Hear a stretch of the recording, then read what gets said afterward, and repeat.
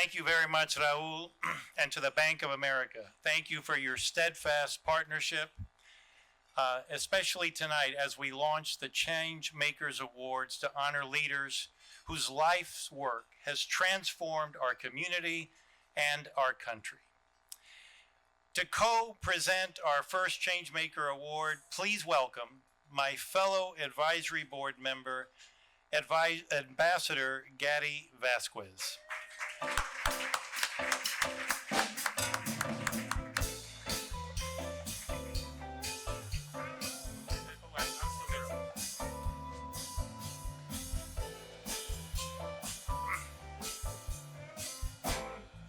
Our first, I'm glad I got Gloria Emilio, but I kind of wanted Santana, so it was really nice you got that.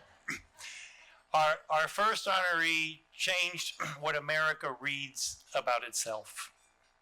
Over 3 decades, La Opinión, ultimately as publisher and CEO of that great publication, and later as CEO of Empre Media.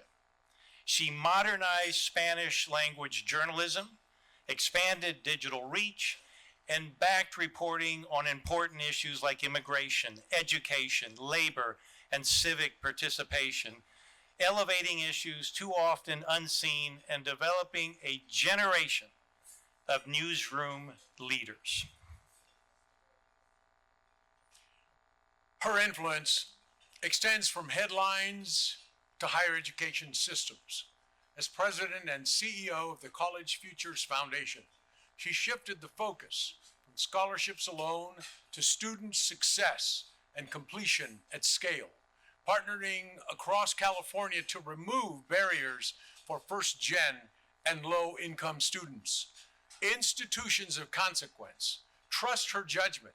She serves on the boards of Apple, Bank of America, and Target, bringing real governance muscle to strategy, risk, accountability, and insisting that performance and inclusive opportunity move together. Her civic leadership is just as expansive. She chaired the board of Unidos US, completed a 12-year term as a regent of the University of California, and after being asked to return, was reappointed by Governor Jerry Brown in 2014. She's also advised President Barack Obama on economic policy as a member of the President's Economic Recovery Advisory Board, and later as on the President's Council of Jobs and Competitiveness. What an accomplished career and what contributions she's made.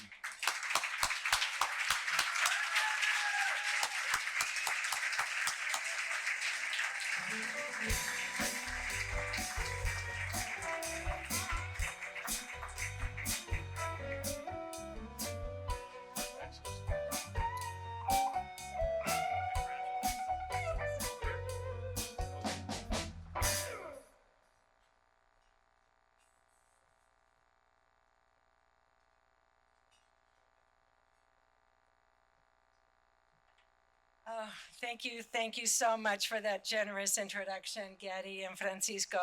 It is such an honor to be with you today and to celebrate with you. And I want to thank all of you who are here for coming to support Dominica, the board of the Aspen Institute Latinos in Society, as well as everybody else who are changemakers in your own right. So thank you all for being here. Have any of you had one of those moments where you totally unexpected get a phone call that changes the course of your life? Well, I had one of those phone calls, and it came from Nathalie Reyes. Nathalie shared over 10 years ago that the Aspen Institute was interested in launching a program focused on Latinos in American society, and would I consider leading the effort to establish it. I could count on her and her company's support, on the advocacy of people like Elliot Gerson, but there was no there. This was just an idea that needed to be shaped into an actual organization with all the promise and the challenge of a startup. So I started placing those unexpected phone calls to Gary and Francisco, to potential investors, others who became advisory board members, believers like all of you. And in a short amount of time, the Latinos in Society program was born, led first by Abigail Golden Vasquez, then the remarkable Dominica Lynch. It is because of them that we are here 10 years later, marking a decade of impact.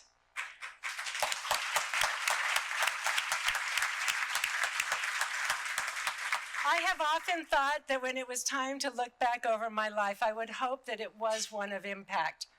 I come, as you heard, from a family of journalists, 2 generations of change makers upon whose shoulders I stand. My grandfather's life was defined by his fierce defense of Mexican immigrants, who, like himself, chose this country as their new home, but at the time were met with prejudice and hostility. He used the power of his pen to represent Mexicanos as the hardworking community that we are. In his first editorial, he declared, "Venimos a luchar," to labor, to provide for our family, to build a better future. As publisher of La Opinión, my father sued and won a landmark case in federal court against the Immigration Service for detaining our photographer while he documented a factory raid in East Los Angeles. By standing up for the constitutional guarantees afforded all of us, regardless of status or language or country of origin, he taught me a lot about conviction. As journalists, we are not just here to chronicle history, but to protect a free press and a flourishing democracy.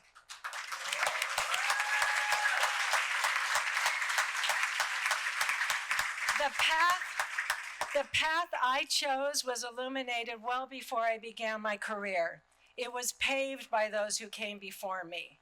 And I learned from them that we are measured by what we do with what we have been given, and to those to whom much is given, much is expected. That social justice and equity is advanced only when we live by conviction and act with courage, and to never lose hope, even in the darkest of times. So whether it was the 30 years I spent at the helm of La Opinión, or with the Aspen Institute, or in the corporate boardroom, I know I have an obligation to use my position and my influence to open doors for others.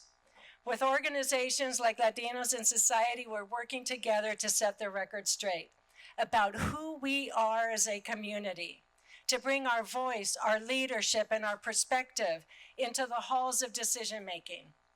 So let's make tonight about being courageous in our quest for change. When we are under attack as we find ourselves today, let us stand tall and firm together, porque venimos a luchar. Tonight, I have more than hope. I have an uncompromising belief that together, as allies and advocates, we will make it happen, thanks to people like all of you, my fellow honorees, and all the change makers in this room. Muchas gracias y sí se puede.